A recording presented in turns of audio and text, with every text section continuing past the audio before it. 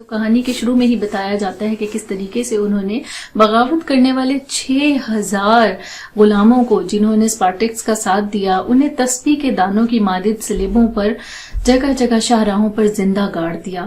ان کے جسموں سے خون بہتا رہا، وہ چلاتے رہے، فریاد کرتے رہے، لیکن ان کے جسم کاٹ ڈالے گئے اور انہیں سلیبوں پر یوں نصب کیا گیا کہ وہیں پر ہی وہ سوکھ گئے اور مر گئے، اور ان کی لاشوں کو بھی ان سلیبوں سے اتارا نہ گیا تاکہ جو باقی غلام ہیں ان کو عبرت حاصل ہو سکے۔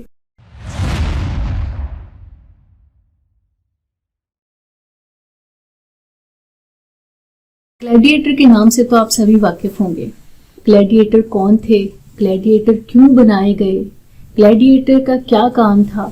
اور اس سب کے تناظر میں یہ ان سب معلومات کے بارے میں جاننے کے حوالے سے یہ ناول ہاورڈ فاسٹ کا اسپارٹکس بے حد اہم ناول ہے۔ اس ناول کا ترجمہ شاہ محمد مری نے کیا اور اسے سنگت اکیڈمی کوئٹہ نے چھاپا ہے۔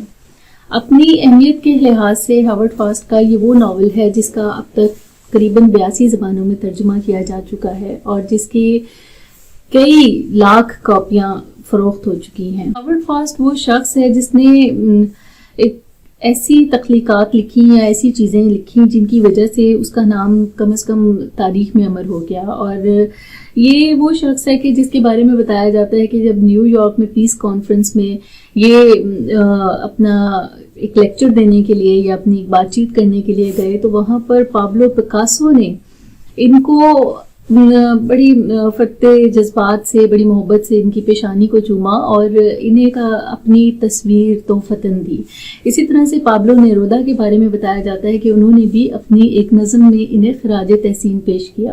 ہاورڈ فاسٹ کی ساری زندگی جس جدوجہد سے اور جن چیزوں سے عبارت ہے وہ بتانے کی یہاں پر ضرورت نہیں، ظاہر ہے بات بہت طویل ہو جائے گی۔ بات کرتے ہیں ان کے ناول کے حوالے سے، تو یہ وہ ناول ہے اسپارٹکس جس کا ترجمہ شاہ محمد مری صاحب نے کیا ہے، اور مری صاحب کو ظاہر ہے کوئٹہ کے حوالے سے، بلوچستان کے حوالے سے بڑا نام ہے اور بڑی ایک ان کی پہچان ہے، اور سماجی حوالے سے بھی ان کے بہت سے کام ایسے ہیں، تراجم کے حوالے سے بھی جن کا کوئی تعارف جو ہے وہ اس طریقے سے دیا نہیں جا سکتا۔ اسپارٹکس کے حوالے سے بات کرتے ہیں کہ اسپارٹکس کون تھا۔ اسپارٹکس ایک ایسا ناول ہے جس میں سلطنت روم کے امراء اور اشرافیہ اور مقتدر طبقات کے حوالے سے بتایا گیا ہے کہ وہاں پر جو غلامی کا ایک رواج تھا کہ انسانوں کو غلام بنا لیا جاتا تھا اور ان سے کام بھی لیے جاتے تھے، ان پر ظلم بھی کیا جاتا تھا، جبر بھی کیا جاتا تھا،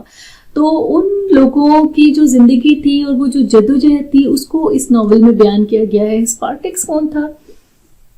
اسپارٹکس وہ پہلا غلام تھا جس نے اس جنگ کے خلاف آواز اٹھائی تھی، اس ظلم کے خلاف آواز اٹھائی تھی اور اس جبر کے خلاف آواز اٹھائی تھی۔ اسپارٹکس کے بارے میں بات کرتے ہیں۔ اسپارٹکس مصری شخص تھا یا مصری غلام تھا، اور جو ایک کرو نام کی اس کی ذات سے متعلق تھا، جس کے دو معنی ہیں۔ ایک معنی تو اس کے یہ ہیں کہ نسل در نسل غلام، اور ایک معنی اس کے جانور کے ہیں۔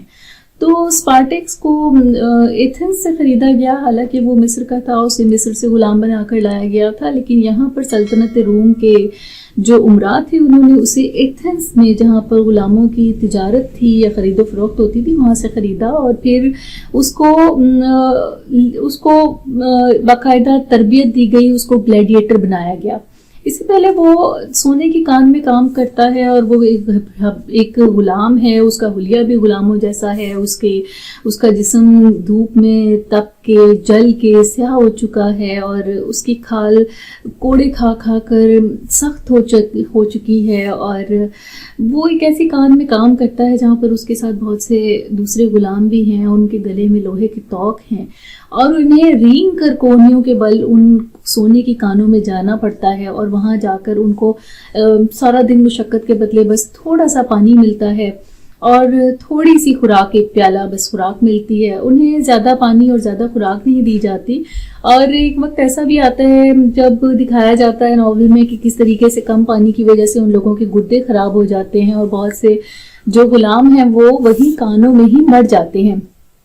ان کانوں میں کچھ بچے بھی ہیں، کچھ بڑے ہیں، اور بتایا یہ جاتا ہے کہ جب کوئی شخص کان میں کام کرتے ہوئے مر جاتا ہے تو اس کی لاش کو بھی اسی طریقے سے کوہنی کے بل گھسیٹ کے اندر جایا جاتا ہے. کچھ غلام اندر جاتے ہیں اور لاش کو گھسیٹ کے لے آتے ہیں. اور اگر کوئی بچہ مر جاتا ہے تو اس بچے کے لاش اگر کہیں کان میں گم ہو گئی ہے اور اس کا پتہ نہیں چل رہا ہے تو بتایا جاتا ہے کہ پھر بچے کے جسم سے آنے والی ایک سڑاند ہے جس کی وجہ سے اس لاش کا پتہ لگایا جاتا ہے اور آخرکار اسے اس در سے باہر نکال لیا جاتا ہے. یعنی یہ ایک جبر کا ایک تلخ دور ہے جس سے یہ تمام غلام اور یہ سب لوگ گزرتے ہیں. اور بارہا گلیڈیٹر کے دل میں یہ خیال آتا ہے کہ وہ، یا اسپارٹکس کے دل میں یہ خیال آتا ہے کہ وہ اس سارے نظام سے، ان سب حالات سے تنگ آ چکا ہے. کیونکہ اس کے دل میں رحم کا جذبہ ہے، محبت کا جذبہ ہے، تو تمام غلام اس کو باپ کہتے ہیں. اور جب اسے تنگ آ کر پوچھتے ہیں کہ ہے باپ یہ سب کب تک چلے گا، تو وہ انہیں تسلی دیتا ہے اور کہتا ہے کہ بہت جلد یہ سب ختم ہو جائے گا، یہ بہت جلد سب ٹھیک ہو جائے گا. خیر ناول میں دکھاتے ہیں کہ سلطنت روم کے کچھ عمراء ہیں جن میں باتیاس ہے، سیسرو ہے، قائس ہے، جو اسپارٹکس کی کہانی کو ایک دوسرے کو سنا رہے ہیں. تمام ناول میں اسپارٹکس کی کہانی فلیش کی صورت میں چلتی رہتی ہے. اسپارٹکس کون تھا؟ اسپارٹکس وہ شخص تھا جو بہت رحم دل تھا اور جس نے اس غلامی کے خلاف آواز اٹھائی تھی. اب ناول میں دکھایا جاتا ہے کہ کس طریقے سے وہ لوگ سلیبوں پر تو گڑے ہیں، لیکن جو باقی لوگ ہیں وہ چوری چھپے ان کا ذکر کچھ اس طریقے سے کرتے ہیں کہ جس سے بارہا پتہ چلتا ہے کہ وہ اسپارٹکس کو کتنا پسند کرتے تھے. اس میں بہت سے کردار ہیں. اسپارٹکس ہے، ورینا ہے اس کی بیوی جو جرمن عورت ہے اور جو اس کے ساتھ جنگ میں برابر لڑتی ہے، اور اسپارٹکس کس طریقے سے تمام لوگوں کو، غلاموں کو متحد کرتا ہے. اس کو گلیڈیٹر بنایا جاتا ہے. گلیڈیٹر کون ہے؟ گلیڈیٹر وہ لوگ ہیں جو اپنے آقاؤں کو خوش کرنے کے لیے یا سلطنت روم کے جو عمراء تھے ان کو خوش کرنے کے لیے اس وقت تک لڑتے تھے جب تک ایک گلیڈیٹر دوسرے گلیڈیٹر کو، یعنی ایک غلام دوسرے غلام کو قتل نہ کر دیتا. اور یہ لڑائی اس آخری وقت تک جاری رہتی جب تک کہ آخری آدمی بھی اکھاڑے میں موجود اس کو بھی مار نہ ڈالا جاتا. اپنی آزادی کی جدوجہد کرتا اسپارٹکس ناول کے آخر تک ہار نہیں مانتا، تا وقت کہ جب رومن سلطنت کے فوج جو کہ 70,000 ہے اور وہ ان چند غلاموں کو پھر گھیر لیتی ہے، جو بارہا چاہتے ہیں کہ وہ اس غلامی کا خاتمہ کریں اور دنیا کے کونے کونے میں پھیل جائیں اور جہاں جہاں غلامی ہے اس کا خاتمہ کر دیں اور لوگوں کو بتائیں کہ غلام کسی کے تسلط میں رہنے والے لوگ نہیں، انسان سبھی آزاد ہیں اور ہر شخص کو آزادی سے زندگی جینے کا پورا حق حاصل ہے.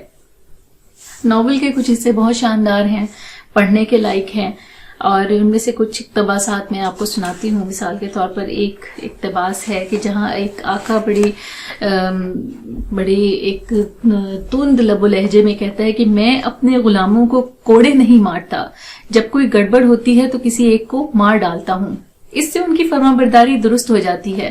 غلام اور گھوڑے دونوں کو سنبھالنا ذرا مشکل کام ہے. پھر ایک اور اقتباس دیکھیے کہ ان غلاموں کے ذہنوں میں ایسے خیالات ہیں جنہوں نے زنجیریں پہن رکھی ہیں. آپ انسانوں کو درندہ بنائیے، وہ فرشتوں کے بارے میں کبھی سوال نہیں کریں گے.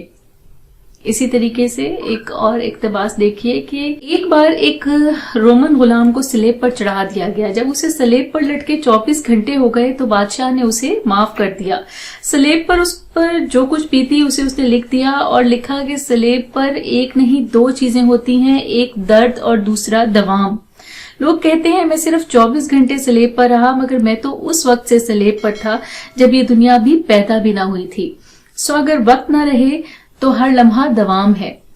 اس بات کا اختتام اسپارٹکس کی یہ کال پہ کرنا چاہوں گی. اسپارٹکس کہتا ہے کہ ہر انسان کے پاس تھوڑی سی قوت، تھوڑی سی امید اور تھوڑی سی محبت ہوتی ہے.